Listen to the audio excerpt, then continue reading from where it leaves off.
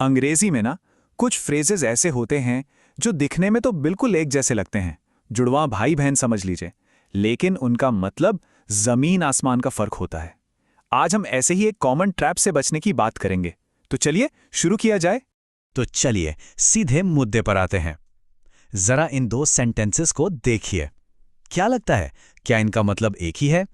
पहली नजर में देखने पर तो हाँ, शायद ऐसा ही लगता है। अब देखिए, इंटरेस्टिंग बात यह है कि फर्क बहुत ही मामूली सा है। बस एक एम लगा है और वर्ब के साथ आईएनजी जुड़ गया है। लेकिन ये छोटा सा चेंज मतलब को पूरा 180 डिग्री घुमा देता है।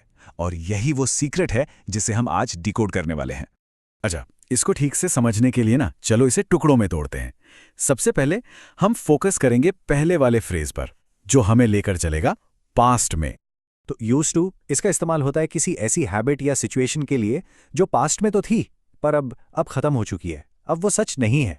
ये कुछ कुछ वैसा है जैसे कोई पुरानी फोटो देखकर कहता है, हाँ यार मैं ऐसा हुआ करता था, मतलब अब नहीं। और पता है सबसे अच्छी बात क्या है?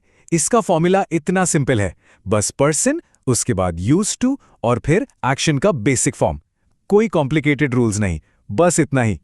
चलो कुछ एग्जाम्पल्स देखते हैं। आई यूज टू स्मोक, इसका मतलब हुआ कि पहले स्मोकिंग की आदत थी, लेकिन इसमें एक हिडन मीनिंग है। क्या कोई गेस कर सकता है? इसका मतलब है कि अब ये आदत नहीं है, छूट चुकी है। वैसे ही she use to live in London से ये पता चलता है कि अब वो वहां नहीं रहती। वो एक्शन वो पास्ट में ही खत्म हो गया। अच्छा, और अगर नहीं कहना हो तो तब हम कहते हैं I didn't use to smoke. अब यहां एक मजेदार चीज नोटिस कीजिए। जैसे ही डिडंट आता है ना, यूज्ड का डी गायब हो जाता है, वो बन जाता है यूज। ये एक छोटा सा रूल है, पर याद रखने लायक है। चलिए अब गियर बदलते हैं और आते हैं दूसरे फ्रेज पर। अब हम पास्ट की बात नहीं कर रहे, अब बात हो रही है आज की रियलिटी की, उस चीज की जो अब किसी के लिए नॉर्मल बन चुकी है। तो बी यूज टू का मतलब होता है किसी चीज का आदी हो जाना या किसी चीज का नॉर्मल लगना। जैसे मान लीजिए कोई नई जगह रहने जाता है तो शुरू शुरू में वहां का शोर परेशान करता है, लेकिन कुछ हफ्तों बाद one is use to it, वो चीज नॉर्मल हो जाती है। यहां का फॉर्मूला थोड़ा सा अलग है और इसमें दो जरूरी चीजें हैं याद रखने के लिए। पहली बात, पर्सन के बाद बी वर्ब का कोई फॉर्म आएगा, मतलब एम, इज या आर। और दूसरी, जो कि बहुत इंपॉर्टेंट है, एक्शन वर्ड के एंड में हमेशा आईएनजी लगेगा। ये दो क्लूज हैं, इन्हें कभी मत भूलिएगा। इन एग्जाम्पल्स को देखते हैं। I am use to waking up early. ये सेंटेंस ये नहीं कह रहा कि पहले जल्दी उठने की आदत थी, नहीं। ये कह रहा है कि अब इसकी आदत पड़ चुकी है। अब ये नॉर्मल लगता है, आसान लगता है। ठीक वैसे ही she is use to the cold weather का मतलब है कि अब उसे ठंड से कोई फर्क नहीं पड़ता, वो इसकी आदी हो चुकी है। तो अब आता है द मेन कंपैरिजन। चलिए इन दोनों कॉन्सेप्ट्स को साइड बाय साइड रखते हैं, आमने सामने, ताकि जो भी कंफ्यूजन है वो हमेशा के लिए दूर हो जाए।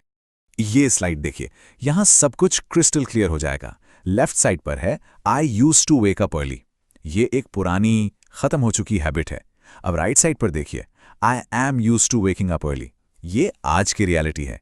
ये दिखाता है कि ये काम अब आसान हो गया है। तो एक का फोकस है पास्ट पर और दूसरे का प्रेजेंट पर।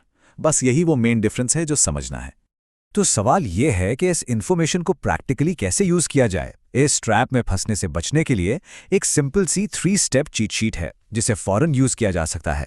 ये एक सिंपल सी मेंटल चेकलिस्ट है।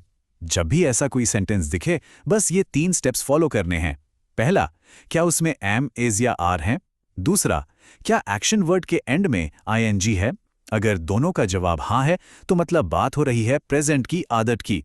और अगर नहीं तो समझ लीजिए कि ये पास्ट की कोई खत्म हो चुकी आदत है। सिंपल है ना? तो इस पूरे एनालिसिस के आखिर में एक सवाल है सोचने के लिए। ऐसी कौन सी चीज है जो कोई यूज्ड टू डू, मतलब पहले करता था पर अब नहीं?